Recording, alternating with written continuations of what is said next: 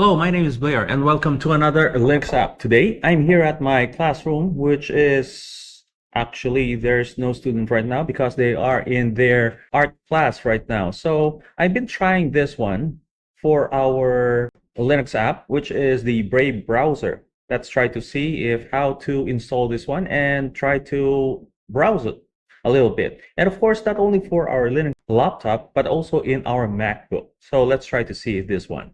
I'm Blair, your science, computer, and mathematics teacher, right here in KKU, Konkan University, Demonstration School for International Division.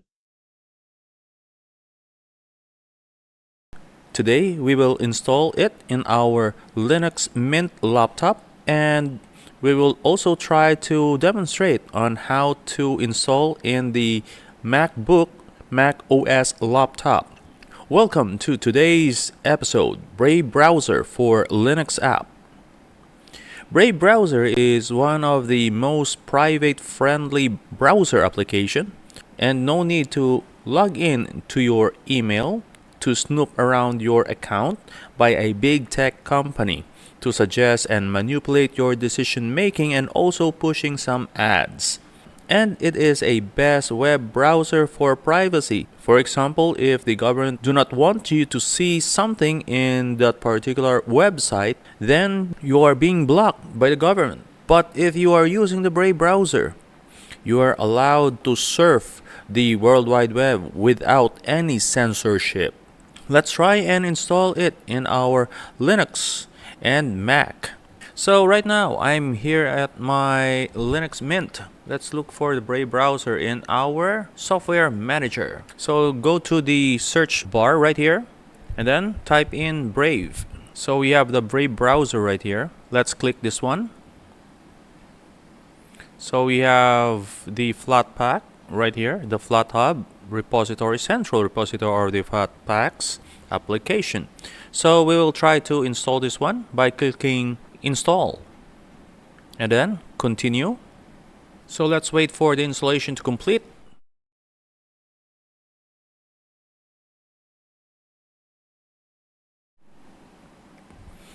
Alright, we have finished installing our Brave browser, and of course let's try to launch this one and close our software manager application and open this one. So privacy by default. Give Brave browser protection on every link you click. Just set the Brave browser as your default browser and you will have the privacy. So let's click this one.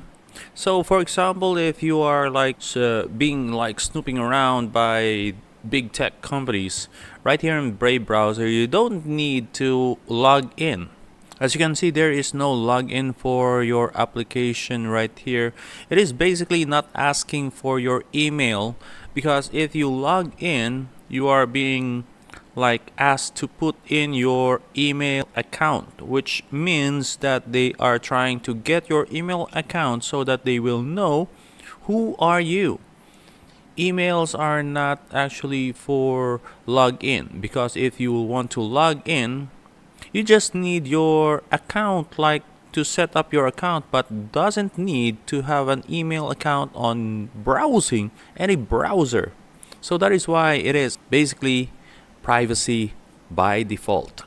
So let's go to our Mac OS. So now we're gonna continue with our Linux app right here in our Mac, and of course we're gonna install the Brave browser. Just a while ago we installed it in our Linux Mint. Now let's try to install right here in Mac OS.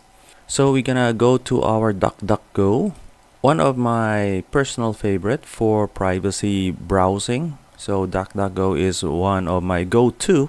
And of course, let's go to the Brave browser. I already opened this website, but of course, there's no tracking found right here. As you can see, no tracking found, which is good.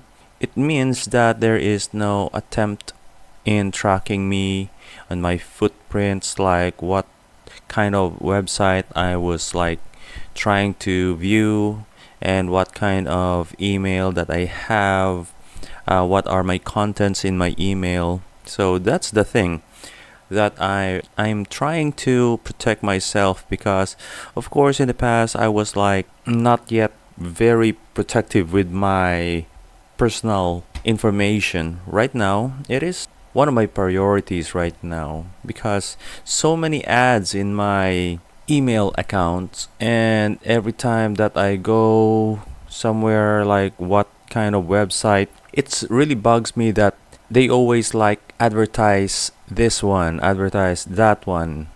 Sometimes I'm not the one who were like using it, because I let my students or friends use my browser sometimes to look for something else, and of course they use my account for that matter. So yes, it misleads sometimes and giving me some really bad headaches, because I was not like going to that particular website. Then it gave me some information that I really don't like. So yep. So let's go to Brave browser. How to download this one? Go to the bravebrowser.com and click right here, Get Brave, and there is a icon that is a download icon. You can also click right here. It is in the center. There's also up here, probably down here. So yep. They also have information right here. What is the comparison between these two? Like this one, Brave has no ads, and Chrome has a lot of ads. Yep. And the thing is, if you are a student or a teacher or like me, sometimes I rather have a cloud base, but sometimes it's really annoying. You're teaching something and then there's an ads that is against your teaching. Yeah, right. So that's really annoying, because when other like saying that, oh, because that's, but I hope they will consider this, that sometimes it is not appropriate. Okay, let's look into between the Brave browser and the Chrome browser. How about in the Brave browser and Edge? Oh, same, right? How about Brave browser and Firefox? Yes, there are. Firefox has an ads, but not a lot. How about Safari, which is I'm using? Yes, there are ads. So yep, that's the thing. That's the thing. Privacy. So here's the information. It's in-depth comparison between different types of browsers right here. So let's try to download Brave. So it will take several seconds or minutes or something else. So it is now downloading. As you can see, it is reaching like how many percent?